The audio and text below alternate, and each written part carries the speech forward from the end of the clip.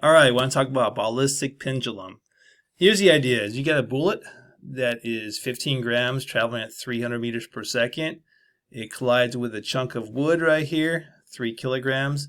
The wood is attached to two strings, and basically the wood is going to swing up like this and raise up to some height, h. And what we're going to do today is we're going to figure out what that height is. How high does this chunk of wood rise?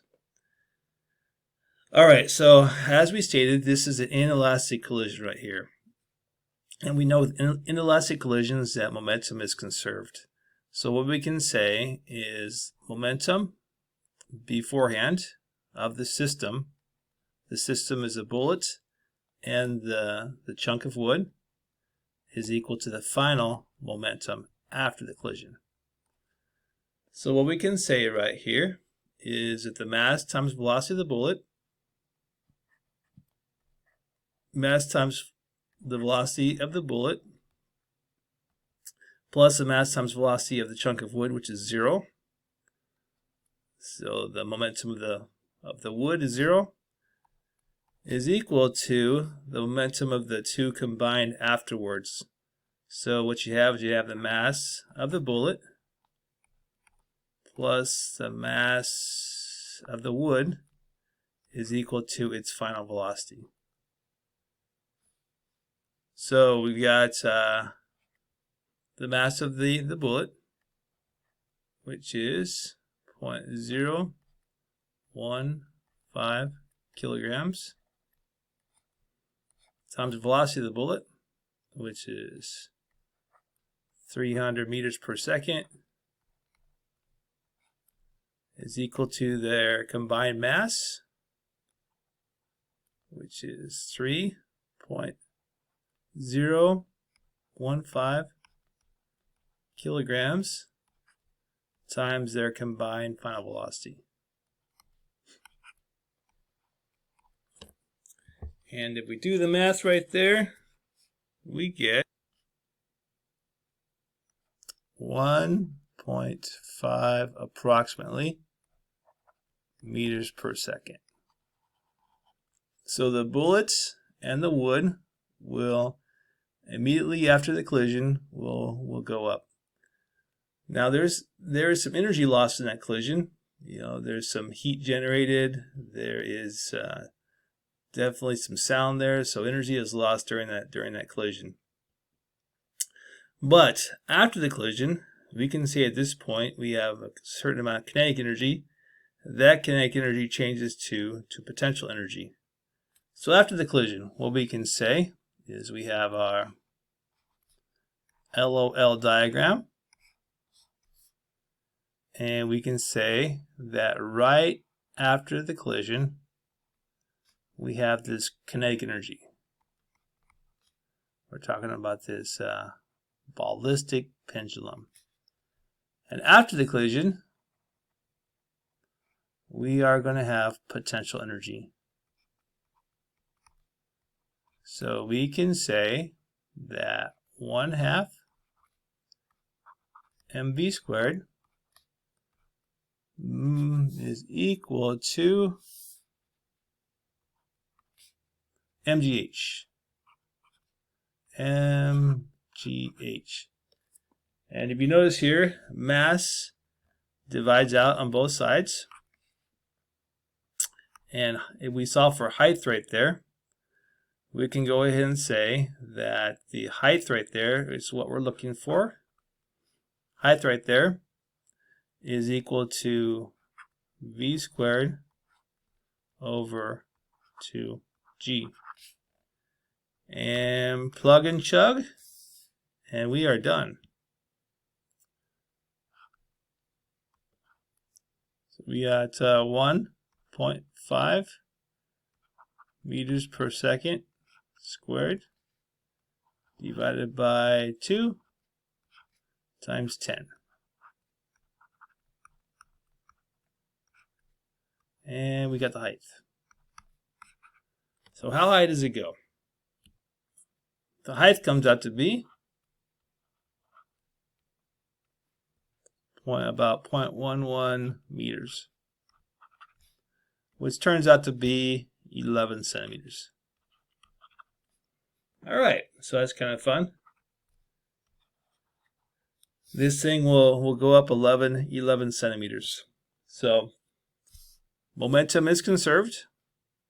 In the process, we lose some energy. But after that collision, the kinetic energy turns into potential energy. So energy is conserved after the collision. Now, if we wanted to, we can go backwards. And for instance, if we knew H right here, we could actually go backwards and figure out figure out the velocity of that bullet right here, which would be great fun, but not right now. All right, we'd like to do one other problem today and give you a chance to try it out. So here's the idea: let's go back to two cars collide. So let's talk about that inelastic collision one more time. This will be very similar. We'll use the same concepts. So here is the idea: we have two cars, and let's say this car is traveling at 20. That's actually pretty fast. Has a mass of 1,000 kilograms. This car over here has a mass of 2,000 kilograms. It's at rest. So let's say the two cars collide, inelastic collision, and they go up this hill right here. What we want to do is I want you to figure out how high would they travel up the hill. So again, this car is at rest right here. So this car, 1,000 kilogram car, traveling at 20 meters per second, runs in and collides inelastically with this 2,000 kilogram car. The two cars collide and move up this incline. So figure out how high this is. So I'll give you a few minutes. Go ahead and press pause and figure this out.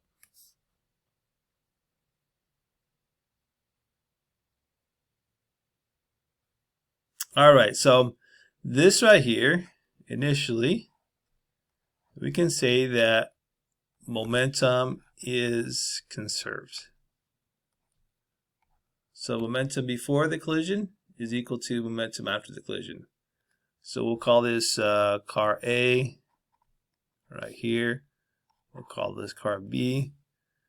So momentum of car A beforehand plus momentum of car B beforehand is equal to the combined momentum of car A and car B. So let's go ahead. Let's say we got this car A is 1,000 kilograms. So car A is 1,000 kilograms.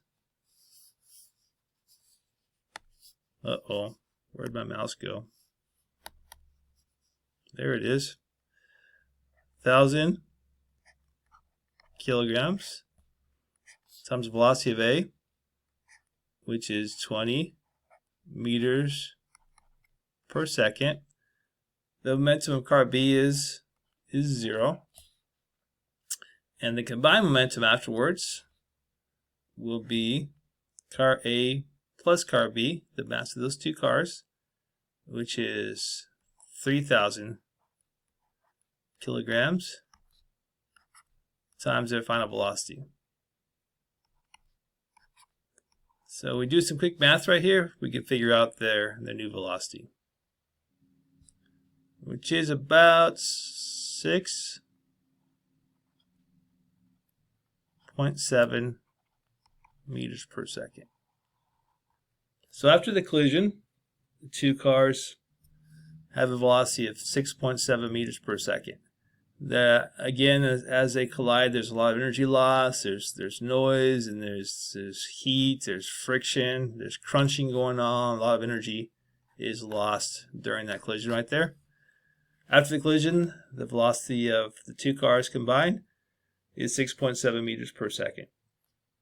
So after that point, we can then say energy is conserved. So we can go to our LOL diagram. LOL diagram.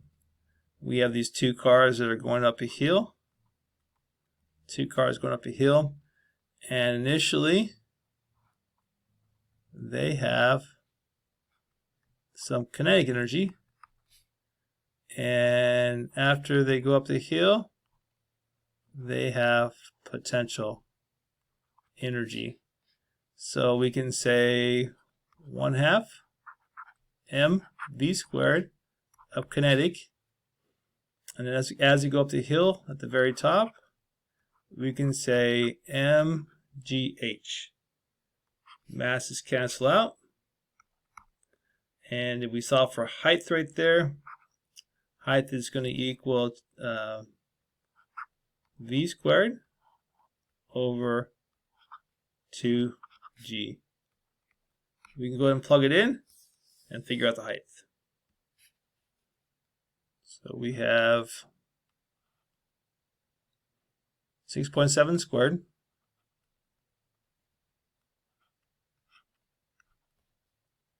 over 2 times 10. And this height right here comes out to be about 2.2 meters, which is pretty cool. Not very high if you think about it. These two cars will crunch, and they will move up this incline 2.2 meters, and then come to a stop, and then probably roll back down again. Once again, we're assuming there's no outside forces. We're assuming there's no friction, nothing on the outside at all. Just two cars, and that's it. So realistically, that's probably not going to happen, but it is necessary in order to talk about things we're talking about. We're just kind of, in physics, oftentimes we simplify things in order to talk about relationships. All right, so there you go. Once again, this problem is very similar to the ballistic pendulum problem. Initially, you have conservation of momentum. After the collision takes place, then you have a conservation of energy. So two concepts we talked about quite a bit. All right, good luck. Physics!